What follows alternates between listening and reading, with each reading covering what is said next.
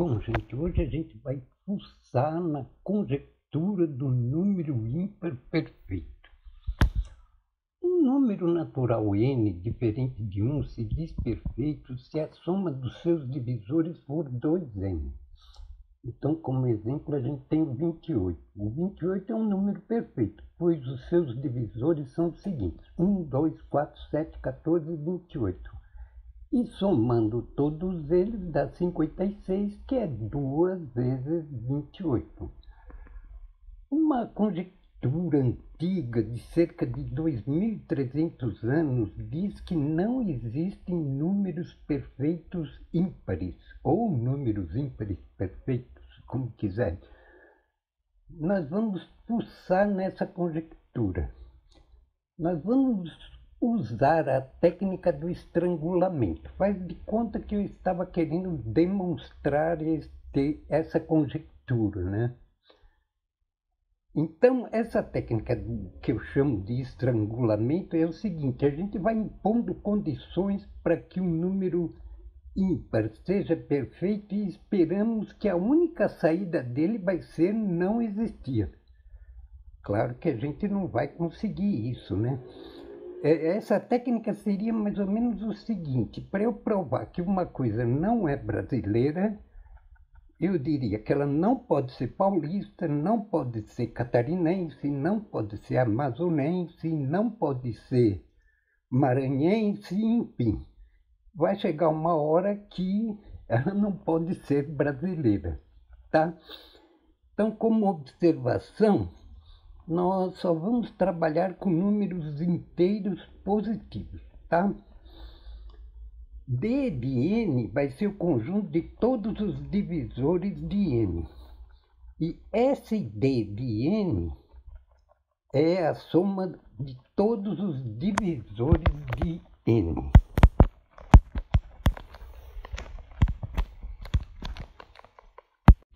Então vamos lá. Teorema 1. Nenhum número primo é perfeito. De fato, se um número primo for perfeito, a gente tem o seguinte: os divisores de P' são 1 e ele mesmo. Então, se ele for perfeito, então a gente teria que P mais 1 é igual a 2P. Isso implicaria de imediato que P é igual a 1, né? E 1 não é primo, né? É engraçado essa definição que 1 então seria um ímpar perfeito, dependendo da definição, é claro, né? Mas é só uma observação. Agora a gente tem o teorema 2. Se P é um primo e n pertence a n estrela, quer dizer, n não é zero, então P elevado a n não é perfeito. Vejam o seguinte: o conjunto dos divisores de P elevado a n são 1, P, P ao quadrado, P ao cubo, P a n. Se P elevado a n é perfeito, então a gente teria o seguinte: 1 mais P ao quadrado, mais P ao cubo, mais P elevado a n seria igual a 2 vezes P elevado a n. E a gente cortando o Pn aí dos dois lados, a gente teria a seguinte igualdade: 1 mais P ao quadrado, mais P ao cubo, mais P elevado a n menos 1 é igual a P elevado a n. A gente não vai demonstrar isso diretamente, mas para a gente se convencer de que isso não pode ser uma igualdade, veja o seguinte: se de repente P igual a 10 e n igual a 5, só um exemplo, tá? A gente teria que 1 mais 10 mais 100 mais 1000 mais 10.000 é igual a 100.000. Isto é, 11.111 seria igual a 100.000. Isso daí, se a gente converter aí para essa soma para a base P, a gente teria que 11.111 na base P é igual a 100.000 na base P, o que seria um absurdo, né? Agora vamos ver o Teorema 3. O Teorema 3 nada mais é do que o Teorema Fundamental da Aritmética, que diz o seguinte: a decomposição em fatores primos de um número natural positivo é única, a menos da ordem, né? A gente pode inverter ali. 3 vezes 2, 2 vezes 3, tá. Os primos e seus respectivos expoentes são iguais, tá? Então, suponhamos que numa prova eles perguntem o seguinte: esses dois números são iguais? Então, tá lá. 3 vezes 7 ao cubo vezes 13 ao quadrado vezes 19 e 3 ao quadrado vezes 7 vezes 13 ao cubo vezes 19. Será que esses números são iguais? Eles podem ser iguais? Esses números são muito próximos, né? Eu já fiz a conta e vi que eles são próximos. Eles seriam iguais? Não. Com certeza nem precisa efetuar as operações. São todos fatores primos, o 3, o 7, o 13 e o 19. E como só há uma fatoração possível, os números não podem ser iguais. Somente se todos os respectivos expoentes fossem iguais é que os números seriam iguais. Mais uma observação, é diferente do que a gente costuma aprender, né, quando a gente faz uma decomposição de um número em fatores primos. A gente não precisa necessariamente começar pelo menor, tá? Qualquer ordem que a gente comece vai dar a mesma fatoração, porque ela é única.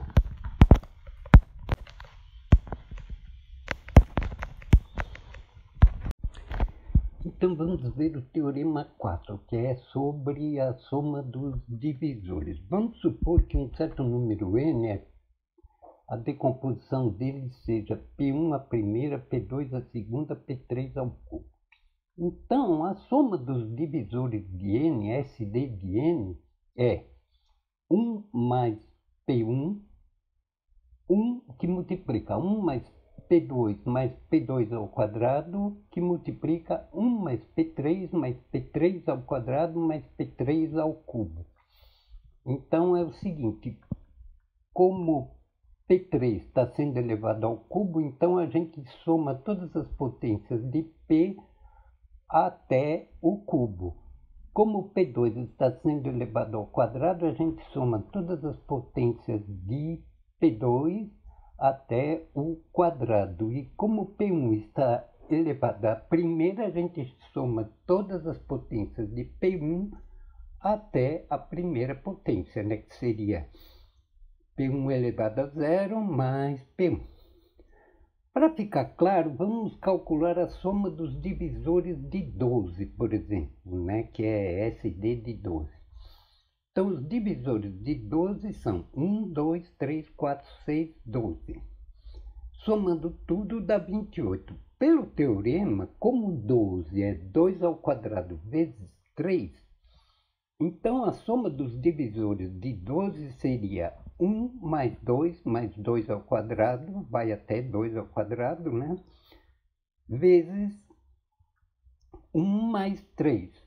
1 mais 2 ao quadrado dá 7, 1 mais 3 dá 4, então 7 vezes 4, 28, né? Percebam que quando a gente faz o chuveirinho, a distributiva de 1 mais 2 ao quadrado, que multiplica 1 mais 3, a gente vai criando todos os divisores de 12. Assim, fazendo o chuveirinho em 1 mais 2 ao quadrado, que multiplica 1 mais 3, a gente tem 1 vezes 1, 1 vezes 3, 2 vezes 1, 2 vezes 3, 2 ao quadrado vezes 1 mais 2 ao quadrado vezes 3, que vai dando exatamente todos os divisores do 12, né? 1 vezes 1 dá o divisor 1, 1 vezes 3 dá o divisor 3, 2 vezes 1 dá o divisor 2, 2 vezes 3 dá o divisor 6, 2 ao quadrado vezes 1. dá o divisor 4 e 2 ao quadrado vezes 3 dá o próprio 12. Agora então o teorema 5. A decomposição em fatores primos de um número ímpar só tem primos ímpares, tá? Se tivesse um número 2, aí já esse número 2 transformaria a decomposição em um número par, né? Então acho que não precisa uma demonstração sobre isso aí, né, gente? Agora vamos para o teorema 6. Antes do teorema 6, vamos dizer o que é um número livre de quadrado. Um número livre de quadrado são aqueles números que na hora que a gente o decompõe, né, só aparecem números primos com expoente igual a 1, tá? Então, esses são os números chamados livre de quadrados, tá? Esse teorema vai provar que esses números livres de quadrados ímpares não podem ser perfeitos. Isso já elimina 60% dos números praticamente, tá? 60% dos números que existem são livres de quadrado, tá? Então vamos supor que n é livre de quadrado. Então n é P1 vezes P2 vezes P3 vezes PK, todos com expoente 1. E a soma dos divisores de n seria 1 mais P1, 1 mais P2, 1 mais P3, 1 mais PK. Ora, P1, P2, P3, PK são todos ímpares. Então, 1 mais P1, 1 mais P2, 1 mais P3, 1 mais PK seriam todos pares, tá? E esse produto teria que dar 2n. E 2n seria 2 vezes P1 vezes P2 vezes P3 vezes PK. Como todos os PI, P1, P2, P3, todos os PI são ímpares, então todos os 1 mais PI são pares, né? Então, esse produto aí seria 2 elevado a k vezes um certo L. Como todos os PIs são ímpares, pelo teorema fundamental da aritmética, o k tem que ser igual a 1, porque o 2 está sendo elevado à primeira aí no segundo membro. Então, o k sendo igual a 1, então n seria P1'. Mas pelo teorema 1, a gente viu que nenhum primo é perfeito. Então, todos os números livres de quadrado não podem ser perfeitos, eles sendo ímpares, tá bom? Vamos então ao teorema 7. Se o número n é ímpar e é perfeito, então a soma dos seus divisores só é divisível por 2 uma única vez. E isso fica claro, né, gente? Como a soma é 2n e n é ímpar, realmente a soma dos divisores de n só é divisível por 2 uma única vez. Quer dizer, a soma dos divisores de n não pode ser divisível por 4, por 8, por 16, tá? Então a gente dividiu por 2 uma vez, já vira um número ímpar que não é mais divisível por 2. Desse teorema aí a gente deduz alguns fatos interessantes, né? Se n é ímpar e for divisível por 3 uma única vez, ele não é perfeito. Como exemplo, a gente tem 75, que é igual a 3 vezes 5 ao quadrado. A soma dos divisores de 75 seria 1 mais 3, que multiplica 1 mais 5 mais 5 ao quadrado. Isso dá 124. 124 é divisível por 2 duas vezes, né? Então, 75 não é perfeito. Isso aconteceu por quê? Porque 1 mais 3 é igual a 4, que é divisível por 2 duas vezes. A gente pode generalizar isso daí para que um número primo da forma 4k menos 1, por exemplo, o 7. 7 é 4 vezes 2 menos 1, ou o 11, que é 4 vezes 3 menos 1, ou 19, que é 4 vezes 5 menos 1. Então, se o número for da forma 4k menos 1 for primo, e n ímpar for divisível por 4k menos 1, uma única vez, então n não é perfeito. Tá? E a generalização lá do 3 que a gente fez acima.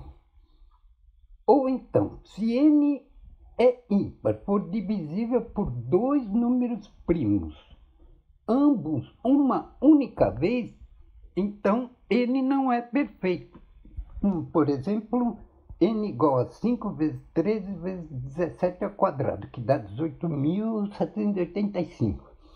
A soma dos divisores de 18.785 é 1 mais 5 que multiplica 1 mais 13 que multiplica 1 mais 17 ao quadrado. Isso dá 6, que é 1 mais 5, vezes 14, que é 1 mais 13, vezes 307, que é 1 mais 17 ao quadrado. E esse número 6 vezes 14 vezes 307 é divisível por 2 duas vezes, porque o 6 é divisível por 2 e o 14 é divisível por 2. Agora vamos ver uma coisa bem interessante que eu acho, né? De 1 a 100 tem mais ou menos 50 números ímpares, né? E esses 50 números ímpares poderiam ser perfeitos, né? Agora vamos ver, após o nosso teorema, quais números poderiam ser perfeitos. Após o teorema 1, a gente eliminou os números primos, então poderiam ser perfeitos 9, 15, 21, 25, 27, 33, 35, todos eliminando os números primos aí, né? O teorema 2, a gente elimina as potências de números primos, né? Então a gente elimina, por exemplo, o 3 ao cubo, o que é 27, o 3 ao quadrado, que é 9, o 3 à quarta, que é 81, tal, né? Então já ficam menos números aí. 15, 21, 33, 35, 39 e tal. O teorema 6, ele elimina os números livres de quadrado. E, como eu disse, realmente é um teorema que elimina bastante. Aí só ficam sobrando o 45, o 63, o 75 e o 99, tá? Aí só sobram dos 50 agora, depois do teorema 6, só sobram 4 números. E agora vamos ver após o teorema 7, que a gente elimina os múltiplos de 4n menos 1, né? Uma única vez. Só sobra, aliás, o 45, que, por curiosidade, o 45, a soma dos divisores dele dá 78, né? Que é bem diferente de 2 vezes o 45, que seria igual a 90. Tá bom, então, gente? Muito obrigado e até outro dia, se Deus quiser.